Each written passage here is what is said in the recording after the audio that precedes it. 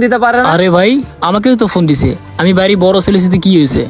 আমি এসব বৃদ্ধ বা আমার দায়িত্ব নিতে পারবো না। দেখ ভাই, আমার সংসারে কম খরচ হয় না, আর আমি এইসব বাবা মার দায়িত্ব নিতে পারবো না। তুই বড় ভাই বাসার, তুই দায়িত্ব নিবি, আমি নিব না। আরে ভাই, আমি এসব দায়িত্ব নিতে পারবো না। আমাদের গ্রামের বাড়িতে 4 শতক জমি আছে, ওইটা বিক্রি করে বাবা মা কি করবে করুক। আচ্ছা কি করবি কর, আমি আর তোরে বুঝাইতে পারবো না, আর আমি বৃদ্ধ বাবা মাকেও দেখতে পারবো না। থাক, আমি গেলাম।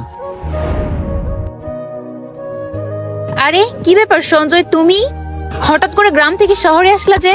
ভাবি, বিশাল ভাইয়ের মা অনেক অসুস্থ, অপারেশন করার জন্য অনেক টাকার প্রয়োজন, তাই কিছু টাকার জন্য আপনাদের কাছে আসা।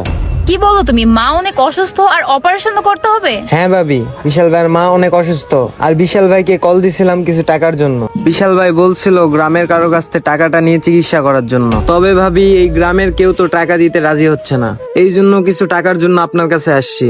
ভাবি, আপনি যদি কিছু টাকা দিতেন তাইলে ওর মা